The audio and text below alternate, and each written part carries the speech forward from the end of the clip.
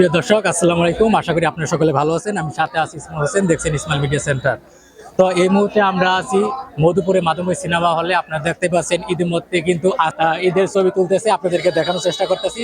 তো আপনারা জানেন যে ঈদের আজকে দ্বিতীয় দিন, এই দ্বিতীয় দিন উপলক্ষে কিন্তু ধনবাড়ি মধুপুরে কিন্তু একটা হল। তো আজকে আপনাদেরকে দেখানোর চেষ্টা করবো আজকে হলের পরিস্থিতি এবং সাকিবিয়ান ভক্ত যারা আছে এবং তাণ্ডব ছবির মুভি কেমন চলতেছে দর্শকদের সাথে কথা বলে আপনাদেরকে দেখানোর চেষ্টা করব।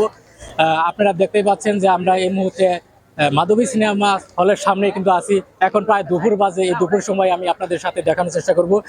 ইতিমধ্যে আমার পিছনে যে আপনাদেরকে দেখানোর চেষ্টা করি যে ঈদের ছবি কিন্তু চলতেছে মাধবী সিনেমায় মধুপুরে। তো আজকে দেখানোর চেষ্টা করতেছি। তো আমাদের সাথেই থাকুন আমরা, এবং কিছুক্ষণের মধ্যেই কিন্তু শুরা শেষ হবে। আমি তাদের সাথে কথা বলে দেখানোর চেষ্টা করবো আপনার থেকে কিন্তু যারা সাকিবিয়ান বক্তা আছে বা এই তাণ্ডব ছবিটা কেমন ছিল এবং কেমন তারা উপভোগ করতেছে, কেমন সেই সমস্ত বিষয় কিন্তু আজকে আমি আপনাদেরকে দেখানোর চেষ্টা করব। সে পর্যন্ত আপনারা দেখতে থাকুন। প্রিয় দর্শক, এই মুহূর্তে আমরা মধুপুর মাধবী সিনেমা হল থেকে আপনাদেরকে দেখানোর চেষ্টা করতেছি। তো আসলে আমার সাথে ভাই রয়েছে, তাদের সাথে কথা বলার চেষ্টা করব। তো আপনারা দেখতে, ভাই কেমন আছেন? তো আলহামদুলিল্লাহ ভালো আছি। ভালো আছেন ভাই? জি ভাই, ভালো আছি। ভাই আপনি কই থেকে আইছেন? আমি আসছি গাড়াইল থেকে। গাড়াল থেকে? তো গাড়াল থেকে এত দূর থেকে এখানে কেন? ভাই আসলে সাকিবিয়ান সাকিবিয়ান ভক্ত? শুধু গাড়াইল থেকে না ভাই, আরো যদি দূর থাকতো ভাই আমি সেখান থেকে আসতে পারতাম। তো আপনারা কয়জন আসছেন? আমি মূলত আমার ওই যে আমি একা আসছি, আর ওই জায়গায় অনেক মানে আইসা সাকিবিয়ানদের পরিচয় ওর মতো অনেক সার্কেল হয়ে গেছে। তো এখানে কি সাকিব খানের ছবি দেখার জন্য আসছেন? অবশ্যই ভাই। তো তাণ্ডব ছবি কি এখন দেখছেন আপনি? না ভাই, হবে ঢুকবো। ঢুকবেন? তো টিকিট কেমন? টিকিট 200 টাকা আর 150 টাকা আছে। আমি 200 টাকাটা নিছি। 200 টাকা নিছে। তো বন্ধু বান্ধব সবাই মিলে আসছেন নাকি? আমি ওই আমার দিকে একা একা আসছি, আর এদিকে অনেক বন্ধু বান্ধব আছে। তো যেহেতু আপনি ছবিটা দেখেন নাই, তাতে আপনার কাছে কেমন হইতে পারে ছবিটা? আমি তো ভাই এটা নিয়ে খুব এক্সাইটেড, ঠিক আছে। যেহেতু এর আগে বরবাদ দেখছি, তার আগে তুফান দেখছি, প্রিয়তমা দেখছি।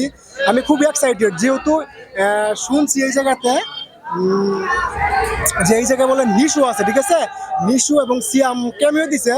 তো যেহেতু সাকিব আর নিশুর সাথে একটা দ্বন্দ্ব, নিশু যখন সুরঙ্গ ছবিটা করলো তখন সাকিব নিয়ে কিছু মানে মন্তব্য করেছিল, সেই নিয়ে সাকিবের ভিতরে একটা মানে মনোমালিন্য, এবং নিশুকে তারা দেখতে পারে না। তো সেই নিশু কিন্তু এখন বর্তমানে এই মানে তাণ্ডব ছবিতে আছে, ঠিক আছে।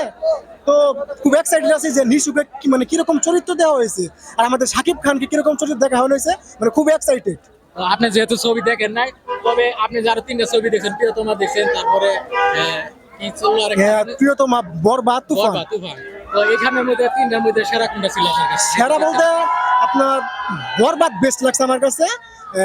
প্রায় 3টাই তো মানে মানে প্রেম সংক্রান্ত বিষয় নিয়ে, মানে সরি ওই যে তুফান নিয়ে, আর বরবাদ আর প্রিয়তমা প্রেম সংক্রান্ত। তো বরবাদ অনেক মানে অনেক বড় সিনেমা, তো মানে বরবাদ বেস্ট। প্রিয় দর্শক, আমার সাথে নয়ন ভাইয়ের সাথে কথা বললাম। এখন ইতিমধ্যেই কিন্তু শো কিন্তু এখন বের হবে, আপনাদেরকে দেখানোর চেষ্টা করব।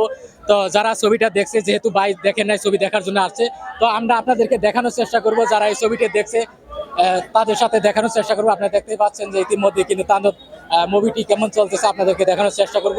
তো যারা বের হতেছে তাদের সাথে কথা বলে আপনাদেরকে দেখানোর চেষ্টা করবো। আপনারা দেখতেই পাচ্ছেন আমরা কিছু ভাইয়ের সাথে কথা বলার চেষ্টা করব।